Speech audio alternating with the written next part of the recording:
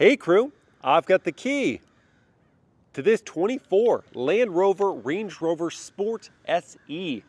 We are going to take it for a drive, but first, let's check it out how it looks on the inside and outside. With the Rover Sport having just gotten a new gen for 23, the only changes for 24 include two new powertrain options, a plug-in hybrid and a 626 horsepower SV trim. All Rovers also get the updated POV Pro infotainment software. With this more rounded exterior on the new gen, this SE has optional black trim for the grille, the Range Rover lettering, and the other trim pieces. There are also projector LED headlights with LED DRLs and turn signals. This one is painted in Carpathian Grey. It's a dark gray color with a metallic flake that we can't see right now because it's a very, well, gray day.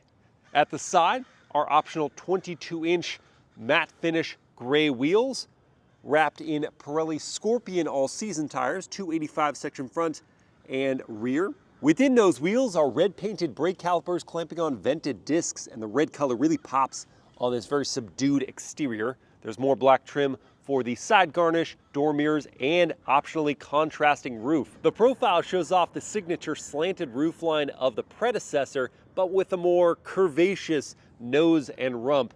The ride height is also in the lower of the air suspension settings. Then here at the back we find slim LED taillights and turn signals on either side of Range Rover spelled out once again.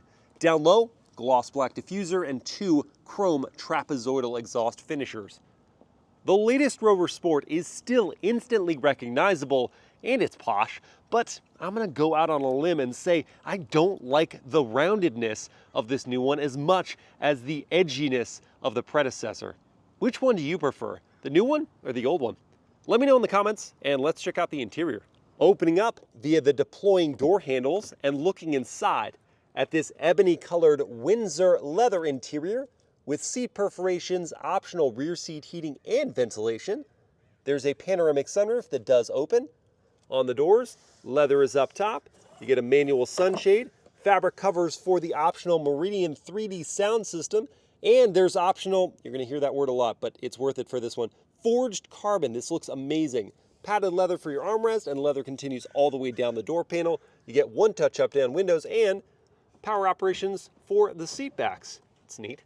Stepping in, no grab handle, wish there was that, but if you're taller, it's still easy to get in. Behind my own seat at 6 feet tall.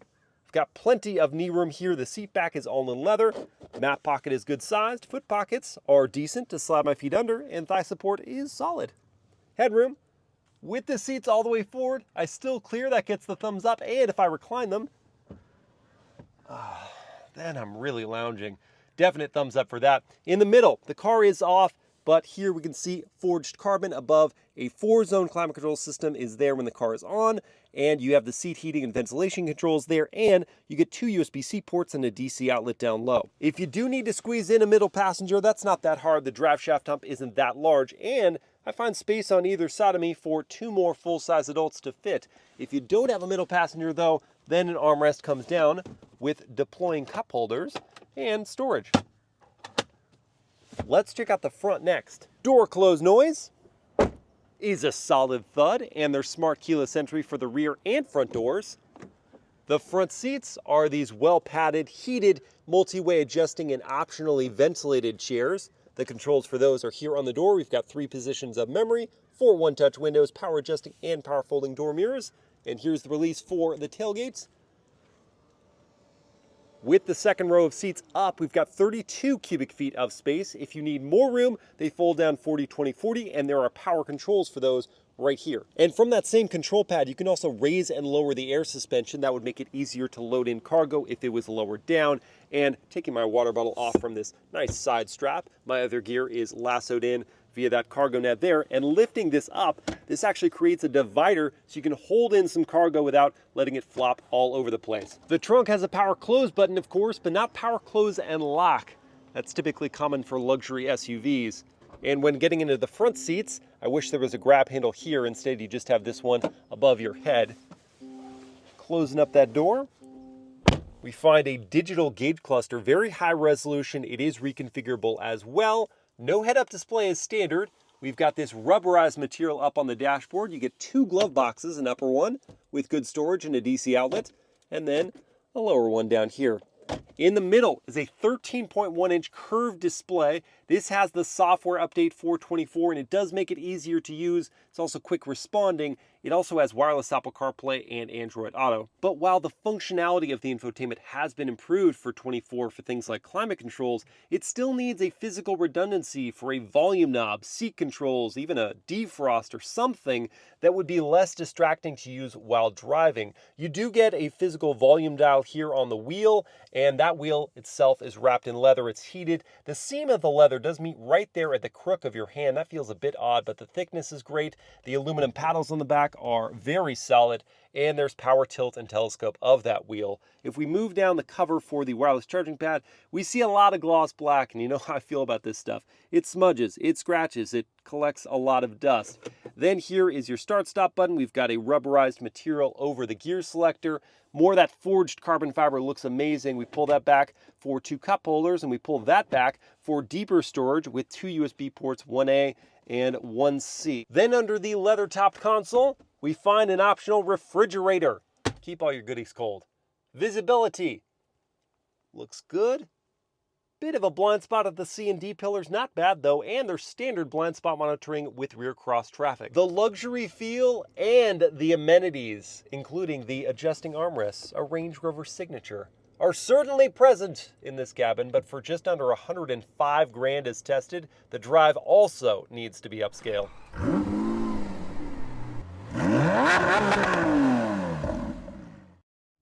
All right, let's fire it up.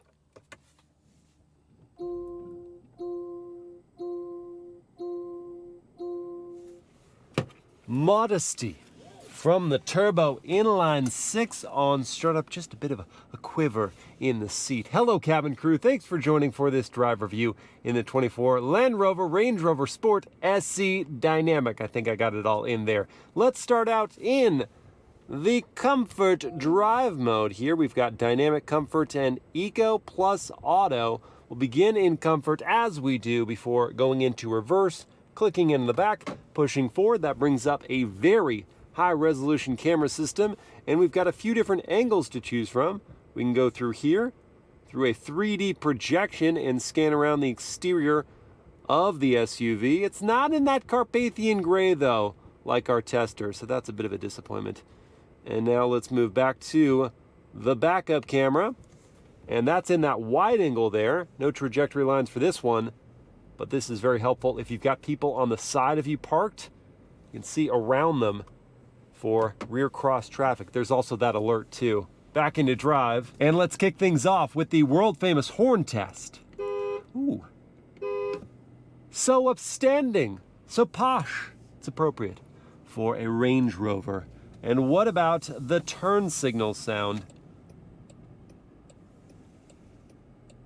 That's also a dignified tone. Now on to the powertrain. The Range Rover has 2 options for its standard non-SV or non-P550E.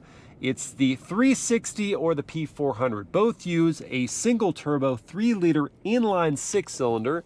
In the P360, it makes 355 horsepower, but in this, the P400, it's 395 horses and 406 pound-feet of torque, routed through an 8-speed torque converter auto to all 4 tires. And while pausing here at this light, I can activate the auto brake hold, so I can take my foot off that brake and just relax for a moment, and the start-stop system triggers back on in as subtle of a way as it did when I first started this vehicle. And now let's talk about this powertrain for a sec. First, the good. It's a very smooth motor. It easily builds up the power, and that's in the comfort drive mode.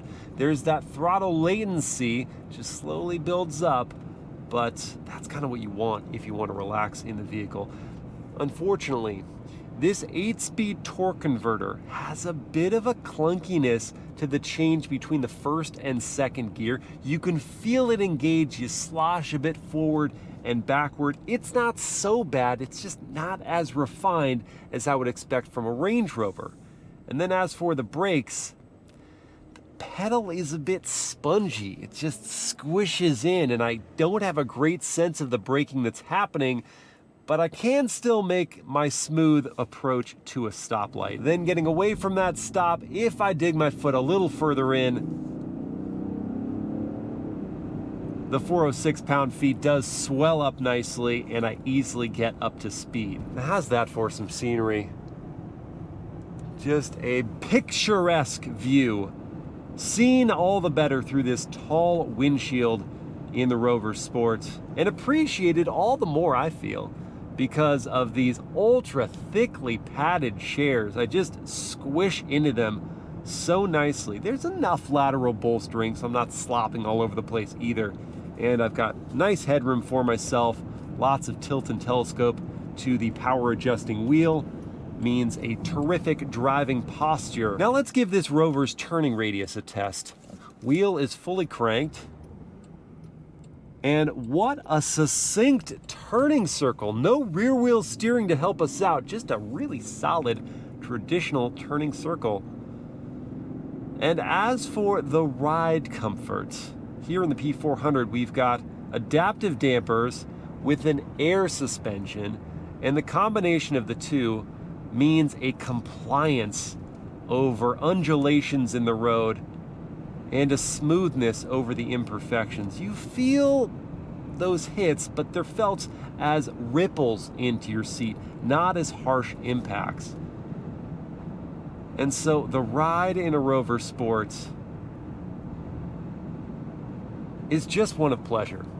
Whether it's a commute, whether you're running errands, you're just going to enjoy your time behind the wheel. And there's something else too, perhaps a bit less tangible, but when you're driving a Mercedes-Benz G-Class, you have this sense of authority as you're driving, and you get that in the Rover Sport too. Now we need to vet the sport of the Rover Sport's name with a real-world 0 to 60 test. So I've got my race box set up here to record. I'm moving into the dynamic drive mode. I've got auto brake hold turned off. I'm gonna brake boost it off the line, let my foot go, and see how we do. Here we go. Boosting, releasing, letting it rip. And there's 60 in 6.71 seconds. They may need to rename this one the Rover Sport. Not sport. It's not the full word. It's almost there. At least from a dig. But let's see what we get out of it in the mid-range.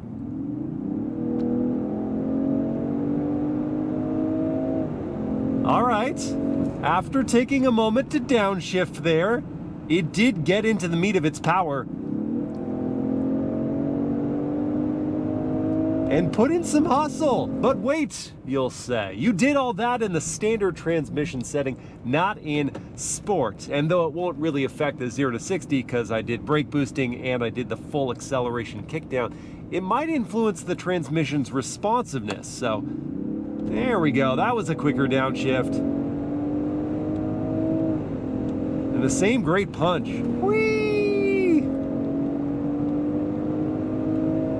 There we go. Now let's give manual mode a shot, and there's no way to engage it here. You just pull on the paddle and see how prompt those shifts are. First, let's see if we can go all the way out to red line, or will it upshift for us? All right, it holds. I didn't expect that. So you can go all the way to red line before shifting it yourself. And that is a quicker shift. I appreciate that. Way to go, Land Rover. I have to reinstate the sport in your name. Now let's see about braking and handling. So I'm gonna go into the dynamic stability control setting to allow for a little playfulness as I carry speed into this curve here.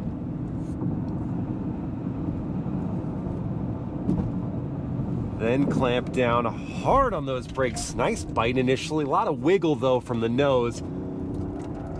Understeer initially, and then, even though traction's off, stability is definitely on, and that's cutting power. Really wants to lean there. Let's give this one more shot. Hard to those brakes, chuck it in, cuts power. Now I can finally add it back in. And that was totally just middle of the road performance. Yeah. At least like this setup without the optional Stormer handling package, I'm afraid I've got to rescind that T of sport once again, because what's happening here is without a torque vectoring rear differential, I'm getting the power dispersed evenly, and so it's just pushing me out wide instead of letting the outside tire overdrive and keep neat in the curve. And what would also be beneficial is rear wheel steering, which you do get in that Stormer handling package, and I think you also get summer tires. Here we've got the all seasons, and they are definitely grip limited. But there are other things to consider, because I doubt that package will allow you to fully disable stability control, so you just have this dynamic stability control, which just lessens the system's invasiveness. But as I experienced it, if you are too early on the power, then it's just gonna cut it completely, and you're not gonna set yourself up well for handling. And as for the steering, well, it's great around town, but through curves, not getting much feedback, and therefore I don't have a whole lot of confidence when doing those maneuvers. And the brakes did bite well enough, but the platform wiggled a ton, and it was unsettled, and therefore I was unsettled as I was doing that braking. Now I'm gonna return to the comfort drive mode and quiet up here on the highway to listen to cabin volume.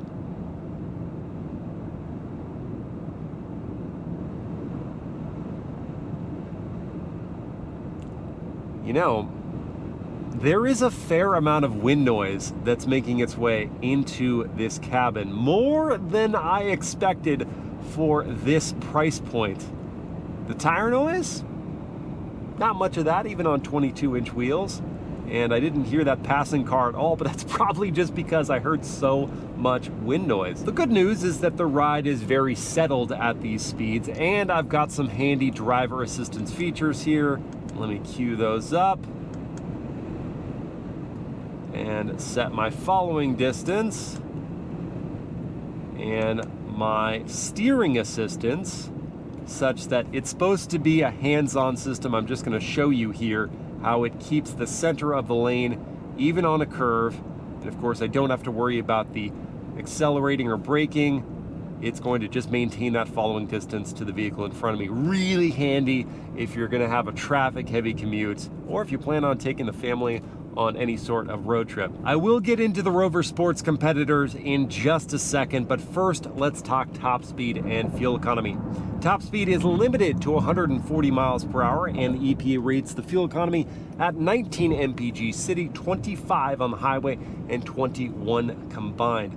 The starting price for the P360 is $85,000. If you want the P400, that's $92,000, and this one, as tested with quite a few options, is a shade under $105,000. Competitors could include the BMW X5 M60i, that starts at $91,000. It makes 523 horsepower, gets to 60 in 4 seconds flat. Top speed is limited to 127, and the fuel economy is 18 combined. Or there's the Porsche Cayenne S, that's $110,000 to start. It makes 468 horsepower, gets to 60 also in 4 seconds flat, has a top speed of 169 and fuel economy of 17 combined. Before I reach a verdict, let's just recap on the things I liked and didn't like about this Rover Sport. I really appreciated the engine's smoothness, and when you were in the mid-range, the power came on strong. I also loved the ride refinement and the seat comfort. Didn't like the acceleration from a dig, the spongy brake feel, the inability to fully disable stability control, and all this wind noise on the highway. So clearly the Rover Sport isn't perfect, but my vote really depends on how you're going to use this vehicle. If it's just a daily driver or commuter, then it's got the prestige, it's got the comfort, and in the mid-range, it's got the power. But if you really want to enjoy driving it enthusiastically sometimes, then this is not going to satisfy you. Either appreciate how far your money takes you with that X5 M60i, or go all in on the Cayenne S and get the very best dynamics in this segment. Which would you guys choose though? Would you have the Rover Sport P400? Would you have the BMW X5 M60i or that Porsche Cayenne S? Let me know in the comments, and I hope you guys have enjoyed this drive review. I will see you again next time.